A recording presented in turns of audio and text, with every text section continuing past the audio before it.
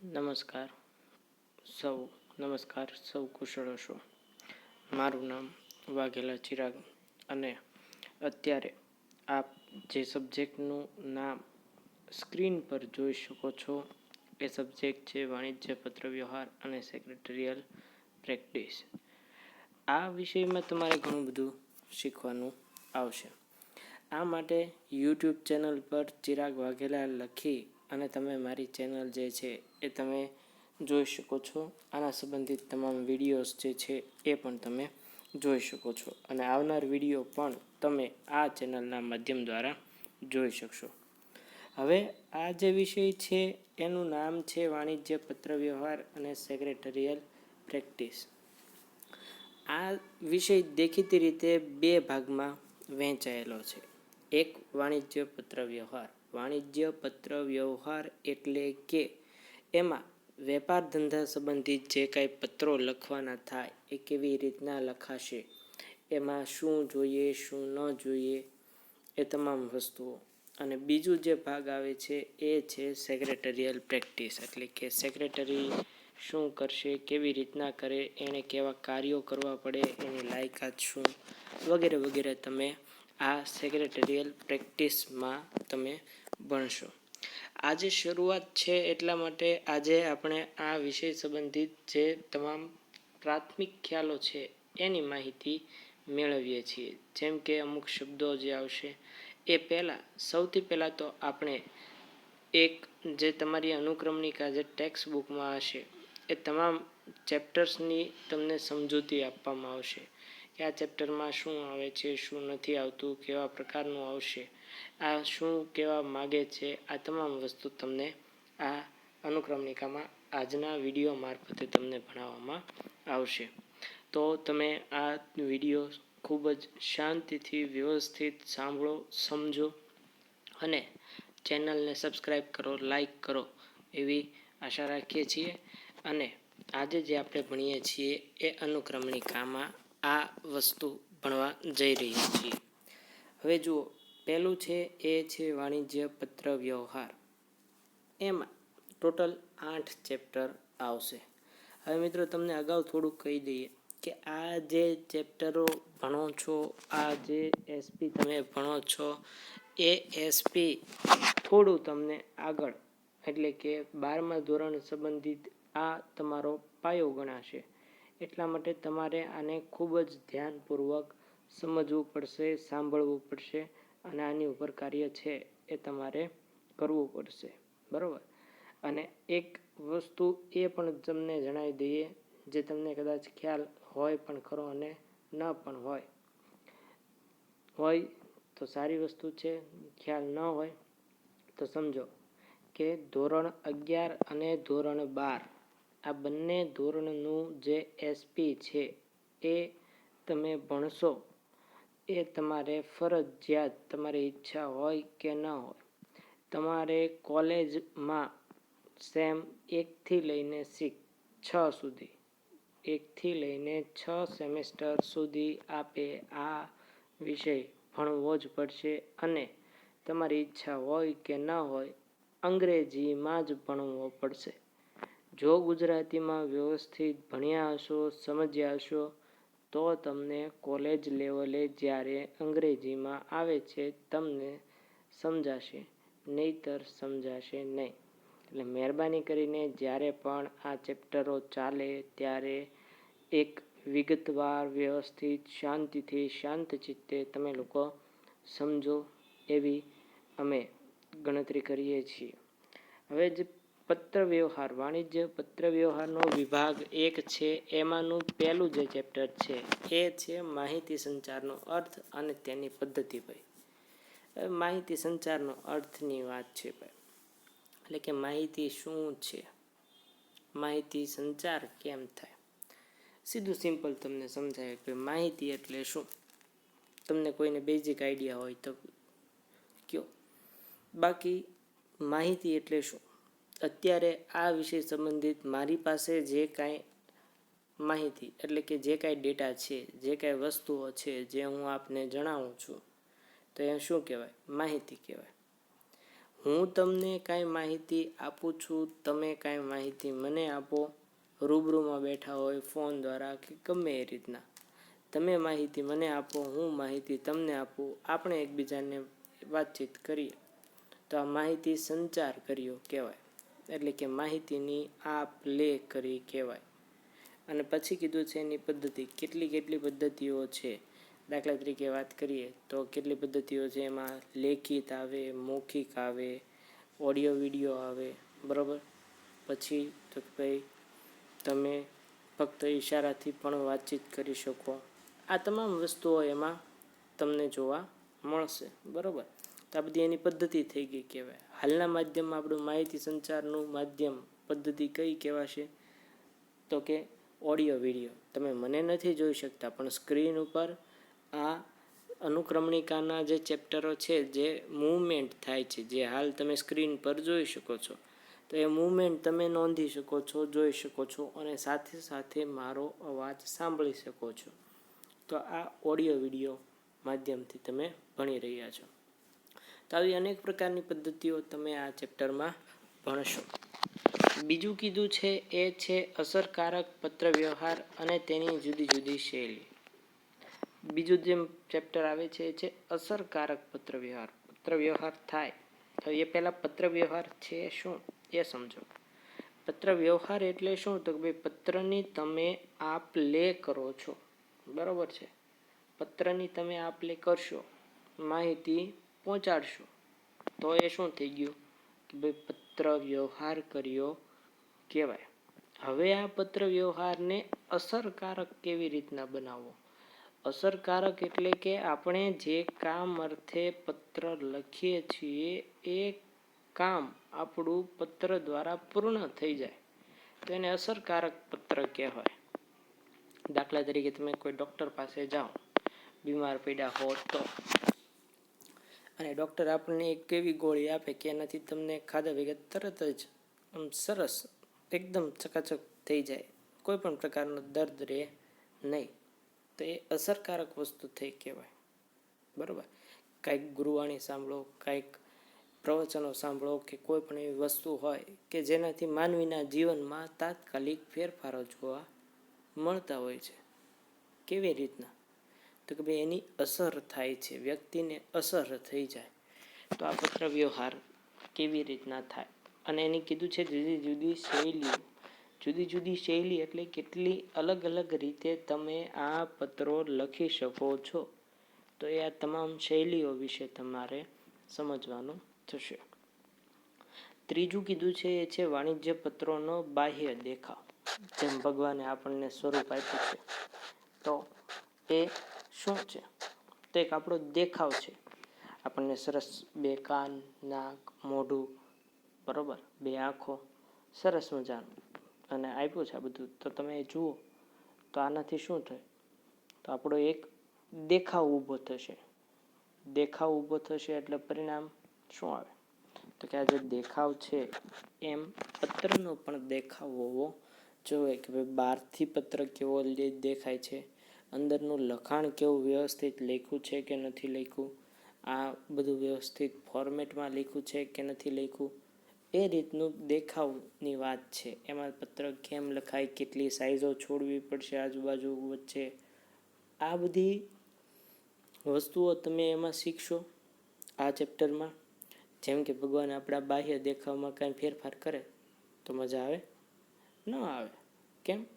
એ વસ્તુ યોગ્ય છે નહીં. તો આ બધા બાહ્ય દેખાવની વાત છે, તો એ તમે આ ચેપ્ટરમાં ભણશો. પછી કીધું છે એ છે વાણિજ્ય પત્રનું સ્વરૂપ. કે વાણિજ્ય પત્રો કેવી રીતના લખાશે. વાણિજ્ય પત્રો એટલે કે ધંધા સંબંધિત લખાતા પત્રો. કેમ છો કેમ નહીંના પત્રો લખાય એની વાત નથી. વાણિજ્ય પત્રો એટલે ધંધા સંબંધિત જે પત્રો આવતા હશે આ એની વાત છે કે એમાં લખવામાં આવશે કે ભાઈ ધંધામાં શું કામ, કેવી રીતના કેમ થશે, કેવી રીતના પત્રો લખવા, કેવી રીતના બિઝનેસ ડીલ કરવી, કયા કયા મુદ્દાઓ લખવા, આ તમામ વસ્તુઓ તમને આ ચેપ્ટરમાં શીખવા મળશે. પછી કીધું છે એ છે પૂછપરછના પત્રો અને તેના પ્રત્યુત્તર. હવે જુઓ મિત્રો, તમને અગાઉ જાણ કરી દઉં કે આ જે ટોટલ 1 થી 8 જે ચેપ્ટર છે, જે હાલ તમે સ્ક્રીન પર જોઈ શકો છો, તો આ 1 થી 8 ચેપ્ટરમાંથી 1 થી 4 ચેપ્ટર જે તમે શીખ્યા, જોયું, એનો પરિચય મેળવ્યો, તો આ જે 1 થી 4 ચેપ્ટર જે છે એ 1 થી 4 ચેપ્ટર ફક્ત થિયરી સંબંધિત છે, કે જેમાં તમને પત્ર સંબંધિત ખ્યાલ આપવામાં આવે છે. ચેપ્ટર નંબર 5, 6, 7 અને 8 જે છે એ ફક્ત ને ફક્ત પત્રોના છે. એટલે કે પત્ર એમાં તમને નમૂનાના આપી દીધેલા હશે, એ પત્રો તમારે સમજવાના રહેશે. અને પરીક્ષામાં તમને પત્રો પણ પૂછી શકાય છે 5 માર્કમાં. બરાબર. આની પેપર સ્ટાઇલની વાત કરીએ તો આની પેપર સ્ટાઇલમાં MCQ આવશે, 1 માર્કના સવાલ જવાબ, 2 માર્કના સવાલ જવાબ, 3 માર્કના સવાલ જવાબ અને 5 માર્કના સવાલ જવાબ. 5 માર્કના સવાલ જવાબમાં તમને 5 માર્કમાં સવાલ પણ પૂછી શકે, એના અથવામાં પત્ર પણ પૂછી શકે, પત્રના અથવામાં પત્ર પણ પૂછી શકે, પત્રના અથવામાં સવાલ પણ પૂછી શકે અને સવાલના અથવામાં સવાલ પણ પૂછી શકશે. આ રીતની તમારી પેપર સ્ટાઇલ રહે. માર્ક વાઇઝ અલગ અલગ પેપર સ્ટાઇલ હોઈ શકે. બરાબર. તો હવે જે ચેપ્ટર 5 છે એ છે પૂછપરછના પત્રો અને તેના પ્રત્યુત્તરો. પૂછપરછના પત્રોની વાત છે. પૂછપરછ કેમ થાય, કેવી રીતના થશે, એના પ્રત્યુત્તર એટલે કે એના જવાબ કેવી રીતના આપવામાં આવશે, તો આ તમામ વસ્તુઓ તમારે એમાં શીખવાની આવશે. બરાબર છે કે ભાઈ આ પૂછપરછ કેમ થાય, એમની બાબત કેમ લખવામાં આવશે, એનો જવાબ કેમ લખાશે, એ બાબત સીધું સિમ્પલ તમે સમજો તો પૂછપરછ એટલે શું? તો જ્યારે કોઈ પણ બિઝનેસ ચાલતો હોય તો એ બિઝનેસમાં આગળ શું થશે, આ વસ્તુ રાખે છે કે નથી રાખતા, રાખે છે તો આપણને મળશે કે નહીં મળે, આ તમામ વસ્તુઓ તમારે આ ચેપ્ટરમાં પત્રો દ્વારા પૂછપરછ કરવાની છે. કે જેમાં પૂછપરછ કેમ થાય, કેવી રીતના એ પૂછપરછ લખાવી જોઈએ, આ તમામ વસ્તુઓ એમાં સમજાવવામાં આવશે. કે દાખલા તરીકે કોઈ એક વેપારી હોય છે, તો એ વેપારી બીજા વેપારીને, દાખલા તરીકે જે વેપારી છે એ છૂટક છે અને બીજો છે એ જથ્થાબંધ વેપારી છે, તો છૂટક વેપારી જથ્થાબંધ વેપારીને શું પૂછશે, તો આ વસ્તુ રાખે છે કે નથી રાખતો, કેટલા પૈસામાં મળે છે, કેટલામાં નહીં, પેકિંગ વ્યવસ્થિત કરે છે કે નહીં, ટાઈમસર વસ્તુ મળશે કે નહીં મળે, આ બધી બાબતની એ પત્ર દ્વારા પૂછપરછ કરશે. તો એ શું થઈ ગયું કહેવાય, પૂછપરછ. હવે કીધું છે એના પ્રત્યુત્તર એટલે કે સામેવાળો વેપારી, જથ્થાબંધ વેપારી જે હશે એનો એને જવાબ આપશે કે ભાઈ હા, અમે આવી વસ્તુઓ રાખીએ છીએ, આવી વસ્તુઓ તમને સમયસર મળી પણ જશે અને અમે નાના મોટા એમાં ફેરફાર કરી તમને પેકિંગ પણ વ્યવસ્થિત આપી શકીએ છીએ. આવી તમામ બાબતોનો એ જવાબ આપશે. તો આ તો પૂછપરછના પત્રો અને એના પ્રત્યુત્તર. હવેનું જે છે એ છે ઓર્ડર આપતા, અમલ કરતા અને રદ કરતા પત્રો. એટલે કે તમે ઓર્ડર આપો છો, વસ્તુનો ઓર્ડર આપો છો કાંઈ પણ વેપારી. જેમ કે હમણાં આપણે ઉદાહરણ સમજ્યા કે છૂટક વેપારીએ જથ્થાબંધવાળાને બધું પૂછ્યું.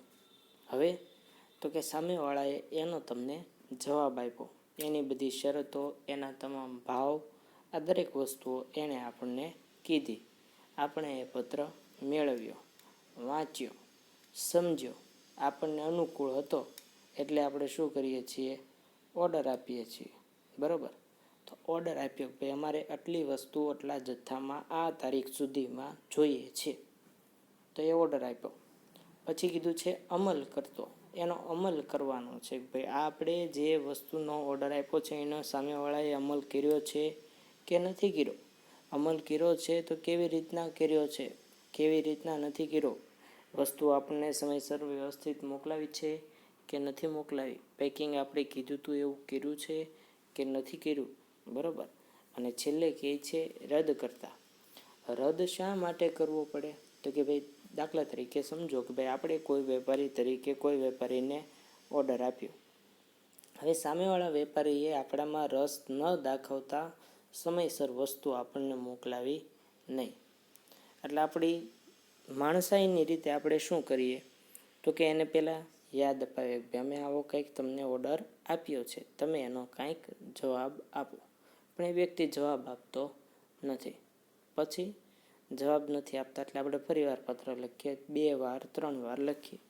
પછી છેલ્લે આપણે જાણ કરી દઈએ કે ભાઈ હવે અમે પત્ર દ્વારા જાણ કરીએ છીએ કે હવે અમે વસ્તુ તમે મોકલાવશો તો પણ સ્વીકારશું નહીં. કેમ તો ભાઈ આ તમે ખોટું કર્યું છે, અમને સમયસર વસ્તુ મોકલાવી છે નહીં, એટલે અમે આ ઓર્ડર રદ કરીએ છીએ. તો આ પ્રકારના પત્રો. પછી જે આવે છે એ છે દાવા ફરિયાદના પત્રોની વાત છે. એટલે કે દાવો કરીએ છીએ, ફરિયાદ કરીએ છીએ. તો એ હવે દાવો કરીએ છીએ એટલે કોઈ પણ બાબતનો આપણે દાવો કરીએ કે આ વસ્તુ અમને સમયસર મળી નથી, અથવા તો અમે જેવી વસ્તુ મગાવી હતી એ રીતના પણ મળી નથી. કેમ તો કે ભાઈ તમારા દ્વારા કાંઈ, અથવા તો વેપારી દ્વારા, અથવા તો ટ્રાન્સપોર્ટમાં કાંઈક ગડબડ થઈ છે, બરાબર. તો આપણે એનો દાવો કરીએ. અને એની હવે કીધું છે પતાવટ. પતાવટ એટલે કે જે દાવો કર્યો છે એનું કાંઈક એ નિરાકરણ આપશે. કે દાખલા તરીકે વસ્તુ તમારી જો તૂટેલી ફૂટેલી મળી છે તો કાંઈ વાંધો નહીં, તમે અમને પાછી આપી દેજો, અમે તમને એના બદલામાં નવી વસ્તુઓ આપશું. તો આ પતાવટના પત્રો, બરાબર. બીજું જે છે એ છે આર્થિક દરજ્જા અંગેની માહિતી મેળવતા તથા ઉઘરાણીના પત્રો. એટલે કે આર્થિક દરજ્જો. હવે આર્થિક દરજ્જો એટલે શું એ સમજો. આર્થિક દરજ્જો એટલે કે તમે કોઈ પણ વ્યક્તિ પાસેથી વસ્તુ ઉછીની લ્યો છો તો એના બદલામાં તમે ક્યારે એને પૈસા પાછા આપો છો. એ વસ્તુ પૈસા પાછા આપે છે કે નથી આપતા, કેવી રીતના આપે છે, ઉધાર ધંધો કરે છે તો કેવી રીતના કરે છે, એ ભાઈ પાસે કેટલી મિલકત છે, આ બધી માહિતી મેળવતા પત્રો. કેમ તો ભાઈ ઉધાર ધંધો કરવો હોય તો પહેલાં આપણે આ બધી પૂછપરછ કરવી પડે, અને યોગ્ય લાગે તો આપણે એની સાથે ધંધો કરાય, નહીંતર ધંધો કરાય નહીં. પછી કીધું છે એ છે ઉઘરાણીના પત્રો. ઉઘરાણી એટલે કે આપણે વસ્તુ ઉધાર આપી છે પણ ભાઈએ સમયસર આપણને પૈસા આપ્યા નથી. સમયસર પૈસા નથી આપ્યા એટલે આપણે એને પાસેથી ઉઘરાણી કરવાની છે કે ભાઈ અમે તમને વસ્તુ ઉધાર આપી છે પણ આપના દ્વારા એ આપવામાં આવી નથી, તેના પૈસા આપ્યા નથી, તો તમે એ પૈસા અમને આપી દો, બરાબર. ઉઘરાણી કરવી પડે, માગવા પડે. તો આ તમારો વાણિજ્ય પત્ર વ્યવહારનો 1 થી 8 ચેપ્ટરનો વિભાગ, કે જેમાં તમે જોયું કે 1 થી 4 ચેપ્ટરમાં થિયરી અને બાકીના 4 ચેપ્ટર છે એમાં તમે પત્રો ભણશો. હવે જે તમારી સામે સ્ક્રીન પર રોટેટ થઈને આવ્યું છે એ છે સેક્રેટરિયલ પ્રેક્ટિસ, એસપીની વાત છે. એમાં ટોટલ તમારે 7 ચેપ્ટર આવે છે અને આ 7 ચેપ્ટર ટોટલ થિયરીના છે. આમાં એક પણ પત્ર આવશે નહીં. હવે આમાં શું આવશે તો પહેલું કીધું છે એ છે સેક્રેટરીનો અર્થ અને એના પ્રકાર. કે ભાઈ સેક્રેટરી કોને કહેવાય, એનો અર્થ શું છે, એ કેટલા પ્રકારના હોય. તમને બધાને બેઝિક આઈડિયા હશે કે ભાઈ સેક્રેટરી એટલે શું. તો કે ભાઈ મોટા મોટા જે બધા બિઝનેસમેન હોય એ તમામ બિઝનેસમેનો પોતાના અમુક કામો કરવા માટે જે વ્યક્તિને રાખે છે એને કેવા કહેવાશે, સેક્રેટરી તરીકે ઓળખવામાં આવશે. તો આ સેક્રેટરી. અને બીજું કીધું છે એના પ્રકારો, કેટલા પ્રકારના સેક્રેટરી હશે એ તમે આ ચેપ્ટરમાં ભણશો. બીજું જે છે એ છે કંપની સેક્રેટરી. કંપની સેક્રેટરી એટલે કે કંપનીનો સેક્રેટરી કોને કહેવાય, એનું કામ શું, એ કેવા પ્રકારનું કામ કરશે, એની લાયકાત શું, એના ગુણ શું, એની સત્તા શું, એની ફરજો શું, એની મર્યાદા શું, કેટલી મર્યાદામાં રહીને કામ કરવું પડશે. આ તમામ વસ્તુઓ તમે જે છે એ આ ચેપ્ટરમાં ભણશો.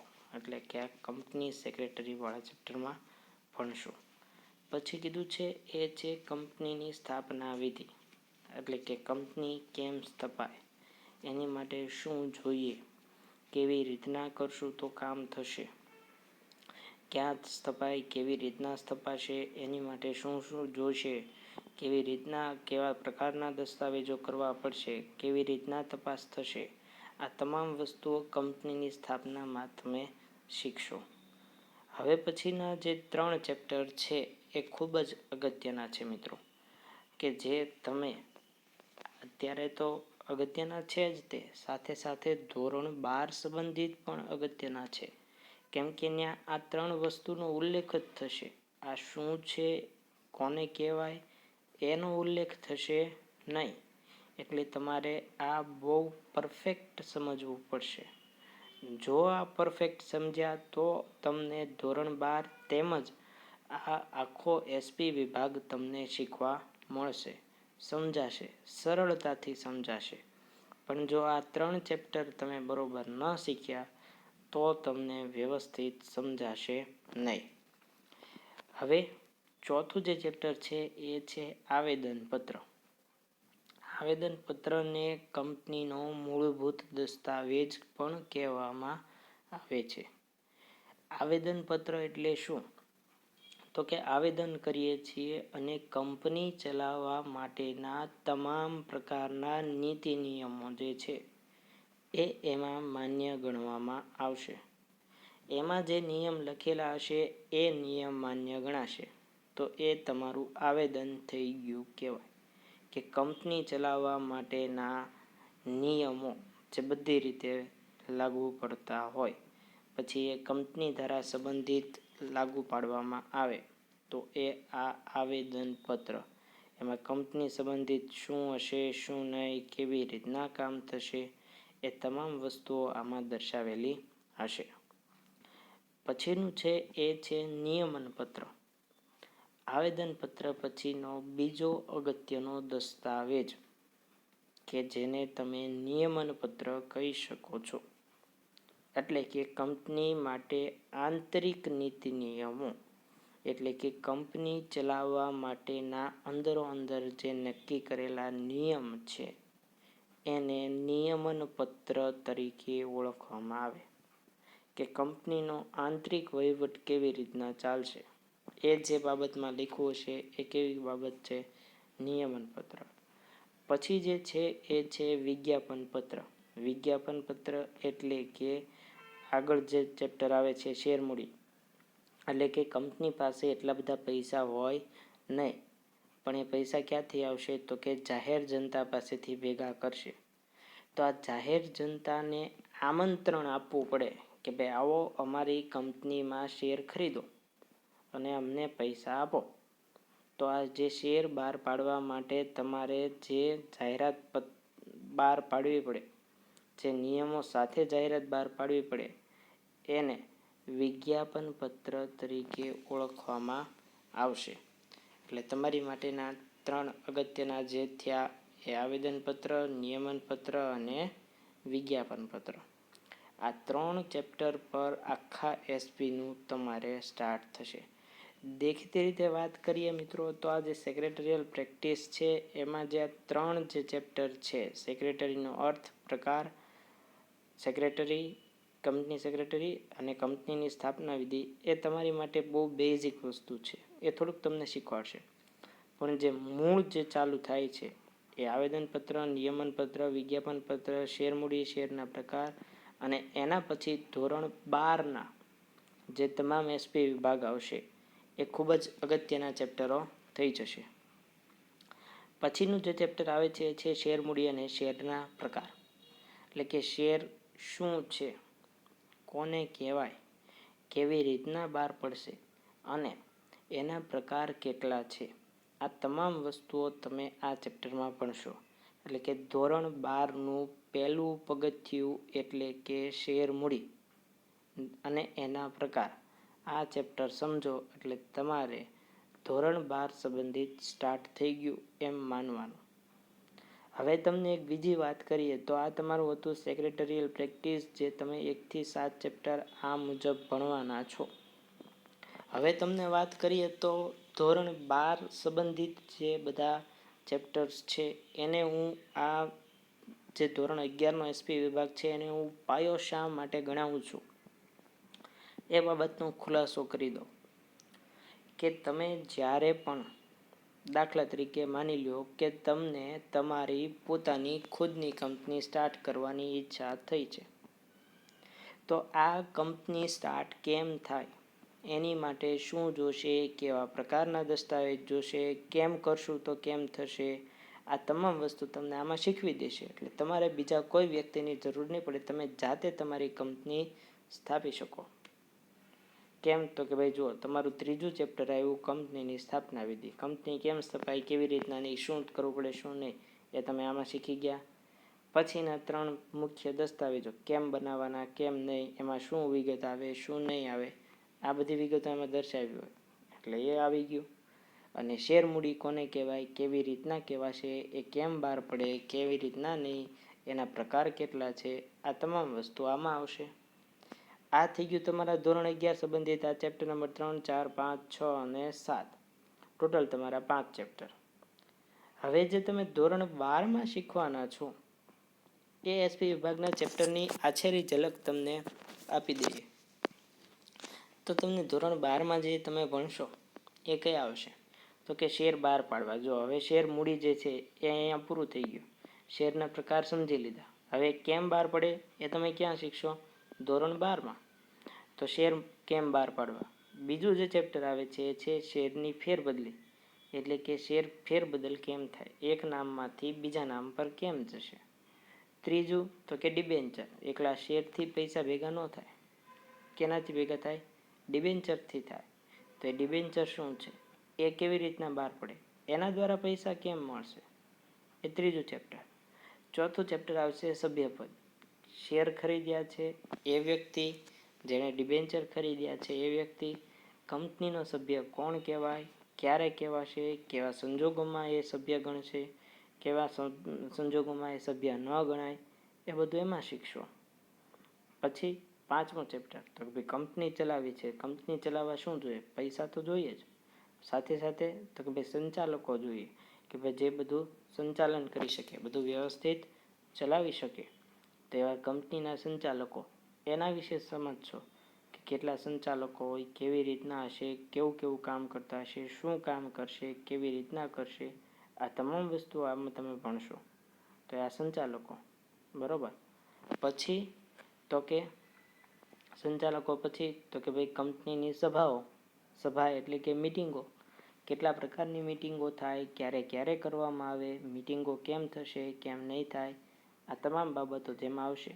એ કંપનીની મિટિંગો કે એમાં શું થાય, કેવી રીતના થશે, કંપનીના મિટિંગોમાં શું હોય, ક્યારે હોય, કેવા સંજોગોમાં થશે, એ બધી વસ્તુ. અને છેલ્લું જે ચેપ્ટર આવશે એ છે કંપનીનું વિસર્જન, એટલે કે કયા સંજોગોમાં કંપની બંધ કરવામાં આવશે, કેવી રીતના બંધ થાય, એની માટેની પ્રક્રિયા શું છે, આ તમામ વસ્તુ એમાં તમે શીખો. તો જુઓ, કંપનીની સ્થાપના એ તમારા ધોરણ 11ના એસપી વિભાગનું ત્રીજું ચેપ્ટર, અને ધોરણ 12ના એસપી વિભાગનું છેલ્લું ચેપ્ટર એટલે કે કંપનીનું વિસર્જન, એટલે કે કંપની બંધ કરી દઈએ છીએ. જુઓ, ધોરણ 11માં તમે કંપનીની સ્થાપના એટલે કંપની શરૂ કરતા શીખ્યા, અને વિસર્જન એટલે કે કંપની બંધ કરતા ક્યાં શીખશો? ધોરણ 12માં. તો આ રીતના તમે સંપૂર્ણપણે આ વિષય દ્વારા તમે સમજી શકશો. એટલે હવે તમને લોકોને જણાવી દઈએ કે આ વિષય તમારી માટે કેટલો અગત્યનો છે મિત્રો. બીજી અગત્યની બાબત એ કે જ્યારે પણ તમે આ સબ્જેક્ટ ભણો ત્યારે ખાસ ધ્યાન રાખવાનું, આ તમારી માટે ખૂબ જ અગત્યનું એવું માધ્યમ છે. આ જ તમામ વસ્તુઓ ધોરણ 11ની તો કહું જ છું, સાથે સાથે ધોરણ 12ની પણ તમામ વસ્તુઓ તમારે કોલેજમાં 1 થી 6 સેમેસ્ટરમાં ભણવાની આવશે. એટલે મહેરબાની કરીને દરેક વ્યક્તિઓ ફરજિયાત આ વિડીયો સરસ રીતે શાંતિથી શાંત ચિત્તે સાંભળે, જેથી કરીને તમને કોઈ પણ પ્રકારના પ્રશ્નો ઉદ્ભવે નહીં. વારંવાર જરૂર પડે તો આ વારંવાર તમે વિડીયો જોજો, આનો ખ્યાલ મેળવજો. હકીકતમાં બધું આપણે ધીમે ધીમે ચાલુ કરશું, પછી એ તમને વધારે આઈડિયા આવી જશે કે આ વિષયમાં શું શું આવશે, શું નહીં આવે, અને કેટલો આપણી માટે અગત્યનો છે. તો તમે આમાં સરસ અને ખૂબ જ સારી રીતે ધ્યાન આપો એવી અમે ગણતરી રાખીએ છીએ, જેથી કરીને તમારું ભવિષ્ય છે એ બગડે નહીં. આભાર. આપ સૌનો ખૂબ ખૂબ આભાર. Thank you.